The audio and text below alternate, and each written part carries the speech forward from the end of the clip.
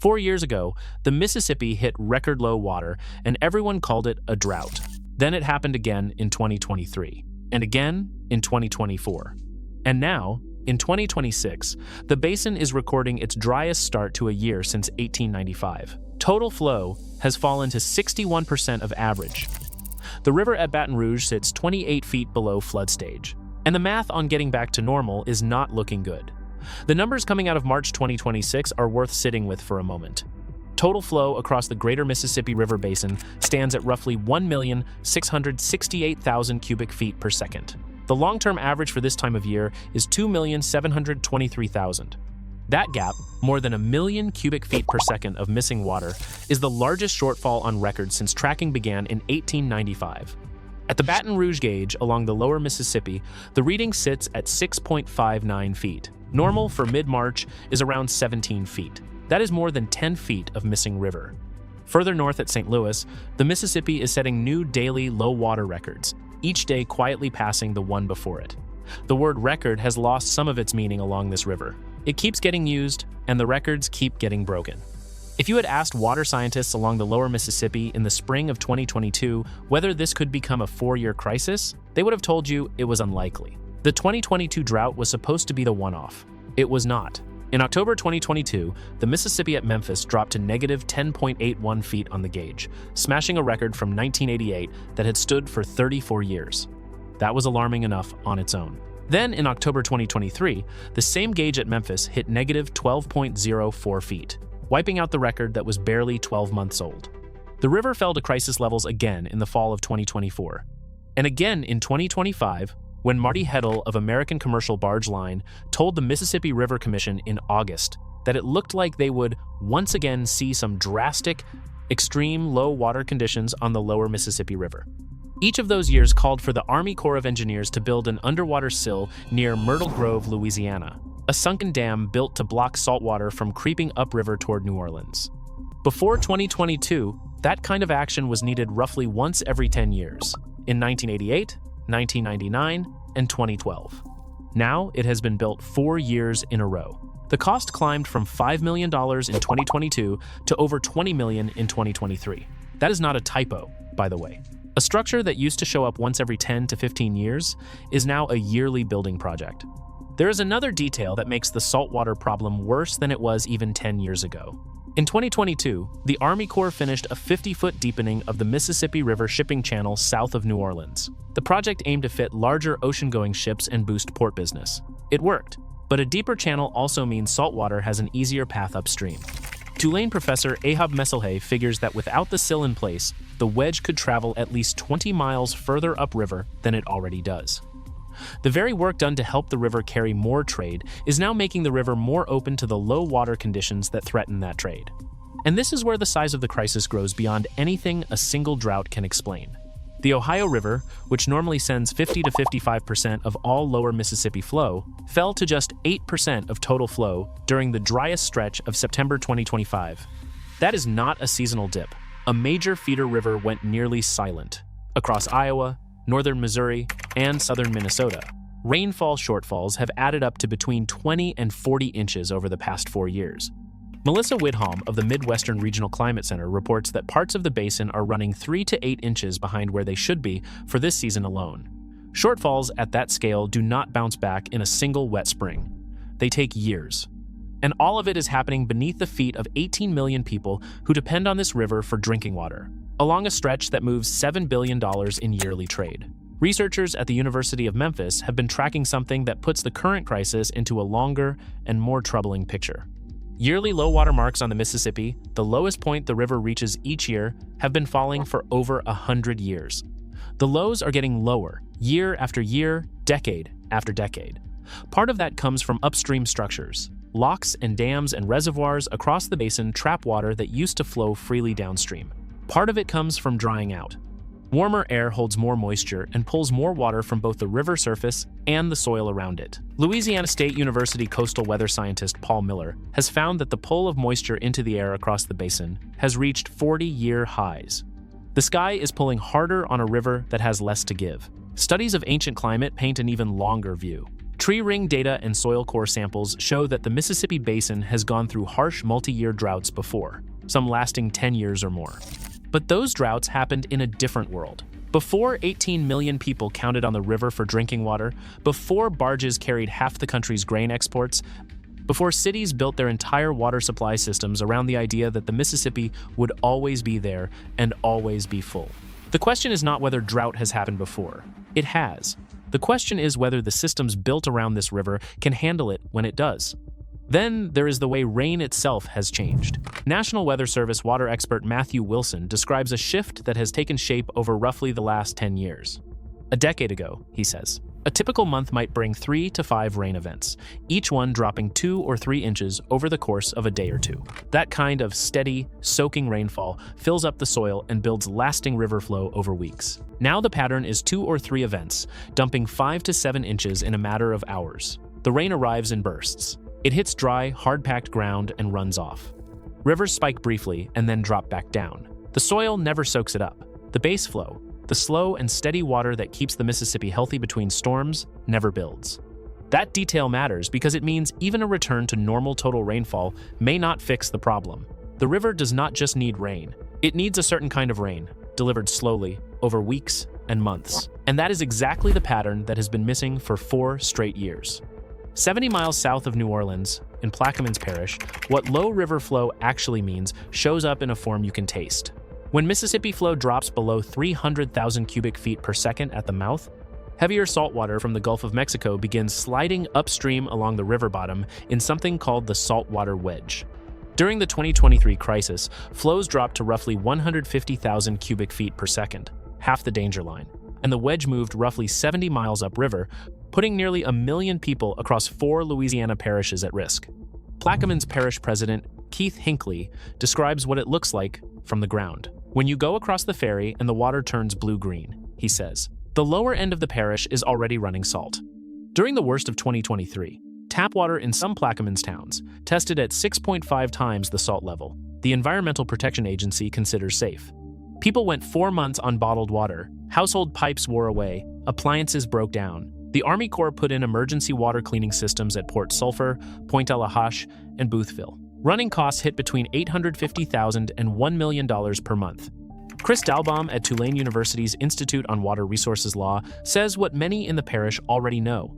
The money needed to remove salt water on a year-round basis, he says, is almost certainly beyond their ability to pay. These are small towns. They do not have the tax base to fund $1 million a month water treatment forever, and the saltwater wedge has now shown up in 3 of the last 4 years. The crisis reaches further upstream, too. Along the shipping stretch of the Mississippi, barge workers are trying to move cargo on a river that keeps shrinking beneath them. Each foot of lower water strips, roughly 7,000 bushels of soybeans or 6,000 bushels of grain from a single barge. Normal tow setups of 48 barges shrink to 25 or fewer. American Commercial Barge Line has had active load limits, cutting tow sizes by 14% as of early 2026, and short-term rates have jumped sharply, carrying on a pattern that saw prices spike 400% above average during the 2022 event. Roger Hugenberg, who runs the Ursa Farmers Cooperative along the Illinois and Missouri border, captures how crazy the situation has become. It currently costs more, he says, to ship grain from Meyer, Illinois, to the Gulf of Mexico than it does to ship grain from the Gulf of Mexico to China. His operation needs 20 to 25% more barges to move the same amount of grain. Barges that are often not around. South Central Illinois farmer Heath Hauk hauls grain to river loading docks and has watched the system strain to its limits over 4 straight difficult years. They can get the barges in empty, he says, but when they go to load the cargo, they run aground. Hauk has spent nights sleeping in line at river loading docks, waiting for his chance to unload. It is your paycheck, he says, so you do what you have to do. The costs do not stay on the river. They travel upstream to the farm gate. When barge rates spike, the price that grain storage sites can offer farmers drops. During the 2022 crisis, price gaps at Gulf export points widened by as much as $1.50 per bushel. For a farmer shipping 10,000 bushels of corn, that is $15,000 in lost money on a single load. Spread that across the thousands of farms that feed grain into the Mississippi system, and the losses add up fast. The American Farm Bureau figures that low water conditions have cost farmers hundreds of millions of dollars in lower prices and delayed shipments since 2022. And with the river running at 61% of normal flow heading into the 2026 export season, those losses show no sign of ending. If you are finding this useful, subscribe. We cover geography and earth science events like this as they develop, with the full picture you need to actually understand what is going on. By early 2026, the money strain on American farming has become very hard to overstate. Chapter 12, farm bankruptcies surged 46% in 2025 to 315 filings across the country. The Midwest led with 121 filings, a 70% jump from the year before. Minnesota alone lost 1,300 farms in a single year. Total United States farm debt will likely hit a record $624.7 billion in 2026, with $33 billion in yearly interest costs. And now spring planting season is arriving, and the soil has nothing left to give. In South Dakota, nearly half of topsoil moisture is rated short or very short.